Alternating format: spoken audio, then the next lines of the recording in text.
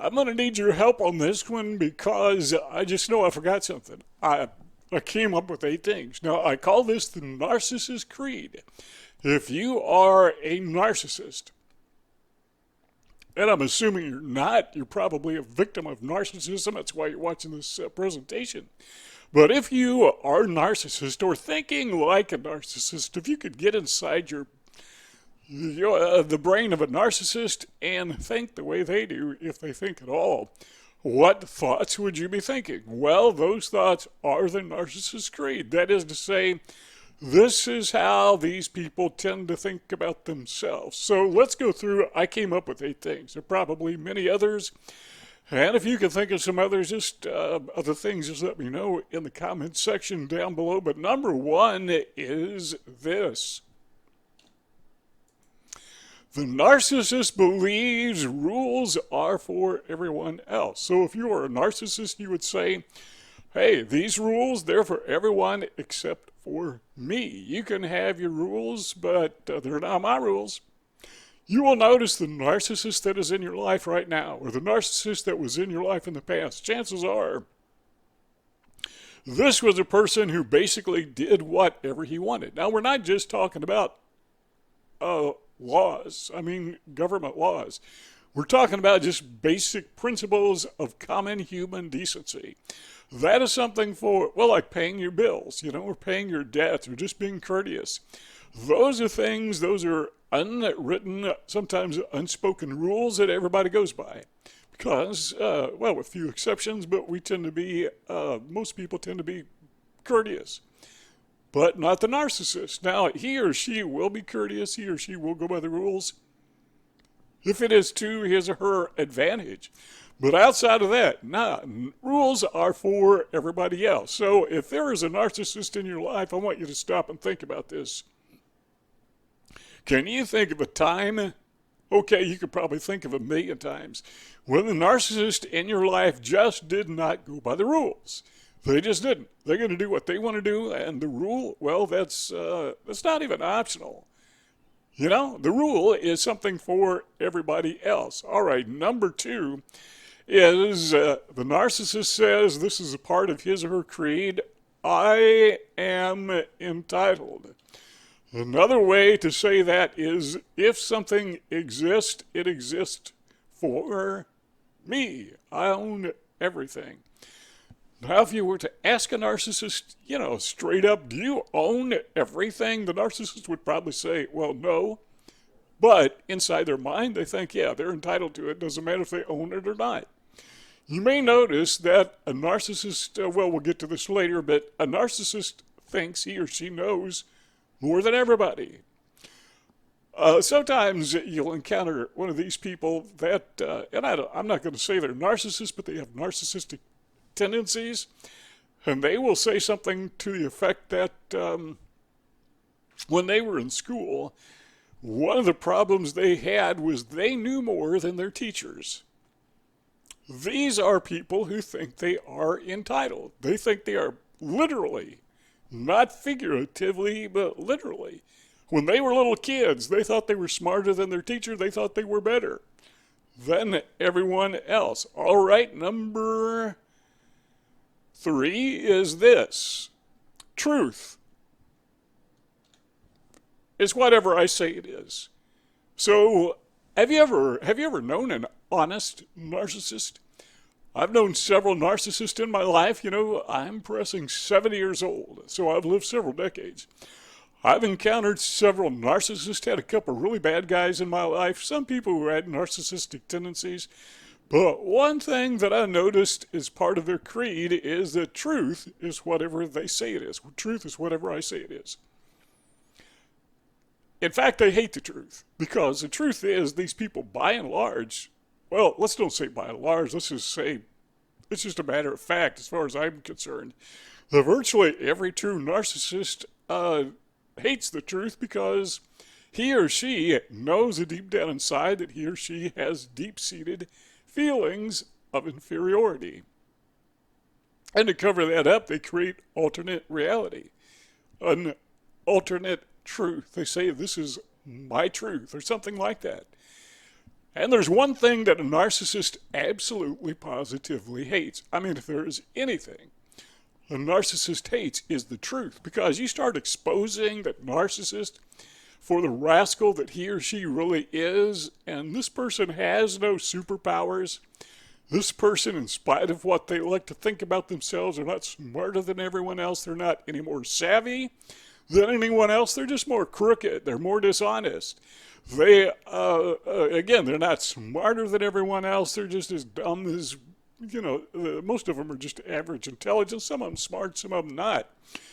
Bernie Madoff, remember him? Yeah, that was a smart narcissist. No doubt in my mind he was highly intelligent.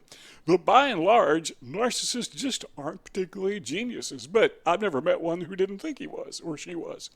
So they don't want you telling the truth. And the truth being known, these people, at least everyone that I've met, got to be some exceptions, they tend to be crooks. They tend to be grifters. They tend to take advantage of people. They tend to have this aversion with reality.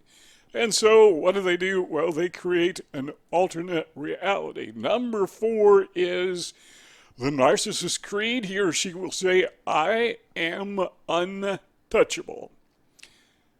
Talk about self-delusion, talk about living in a false reality, but yeah, virtually every narcissist that I've ever encountered, and I've encountered a bunch of them over my nearly 7 decades, virtually every single one of them thought that they could do whatever they wanted to do. They could rip off, lie, steal, cheat, hurt people, talk behind people's backs, and there's nothing you could do about it because, well, they just think they're just that brilliant. They just think they can get away with it.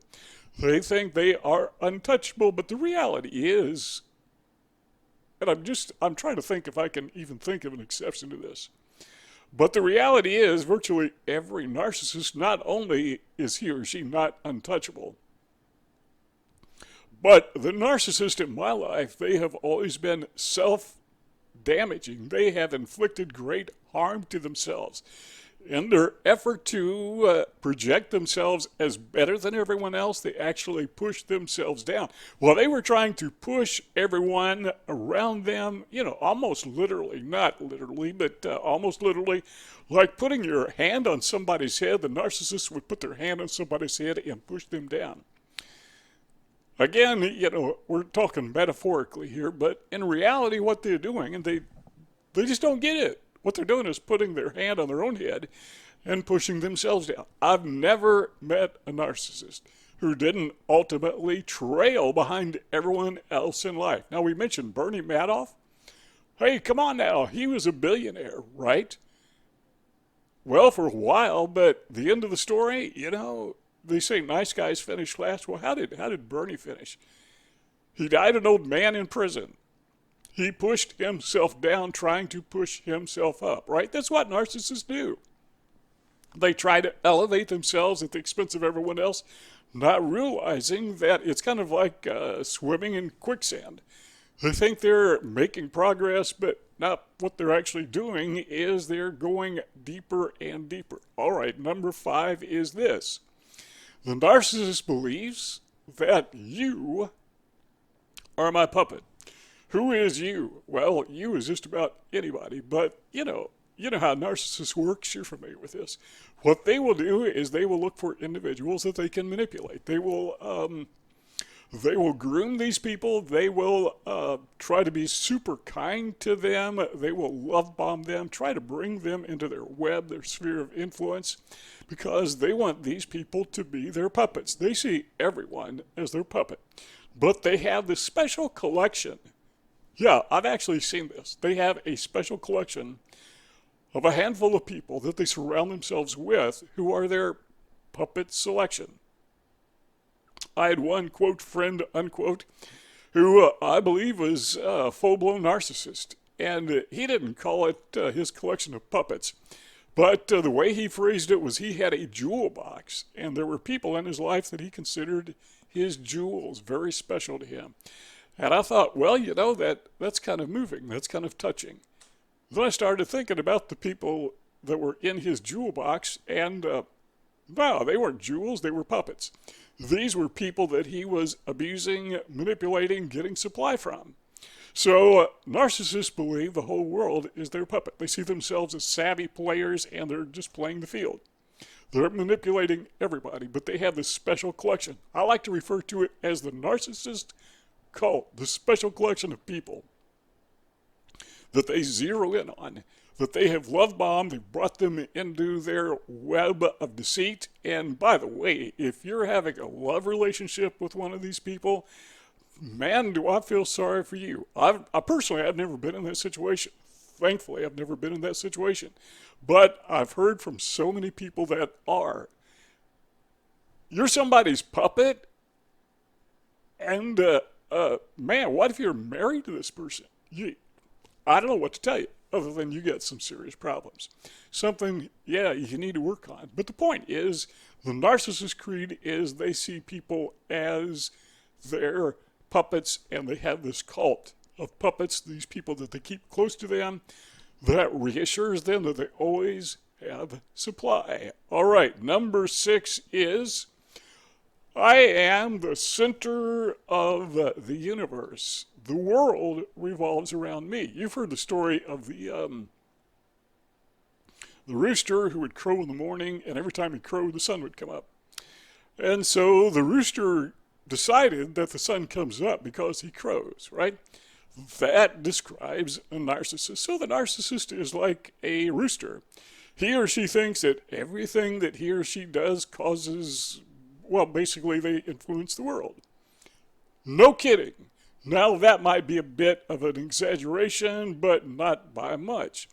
But they see themselves as the ultimate controllers, the ultimate manipulators, and they are manipulators, no doubt about that. They are controllers, very much so. They love to dominate other people. Yes, they do. But guess what? They're not as good at it as they like to think. They're nowhere near as good at it as they like to think, but they are a pain. Okay, let's just say they're a pain, and we'll leave it with that. Number 7 is, the narcissist will say in his creed or her creed, I have no need to change. Have you ever known a narcissist to go to counseling, to seek therapy? Yeah, it happens. I've never heard of it, but I'm sure it happens. Got to. I mean, there are, millions of narcissists? Surely at least one of them at some point in time went voluntarily to see a counselor, to see a therapist. Probably when he or she did that, he or she did it to manipulate somebody, to give a false impression that they weren't a narcissist. Well, I'll prove to them I'm not a narcissist. I'll go talk to a counselor, because narcissists don't talk to therapists. It's the way these people think. But they don't do that by and large because they don't see anything wrong with themselves. They think they're perfect. I mean, well, come on. I mean, when you're the center of the universe, you need somebody who is a counselor to give. Do they need a therapy session? Now, what we said before, is that a narcissist is that kid, the third grader who thinks he's smarter than the teacher. The narcissist sees the whole world as that. I mean, he's smarter than the therapist. What could a therapist possibly teach him or her? Nothing. In fact, he would go to a therapist to straighten out the therapist. Show the therapist the counselor, what is his or her problem.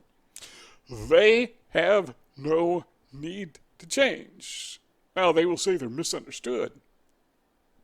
Let's say, for example, there is a narcissist in your life who is engaged in dishonest or even criminal activity.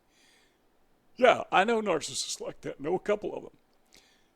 And if you were to confront that narcissist, chances are, and I've seen this many times, but chances are the way the narcissist will respond is to say, well, let me explain that.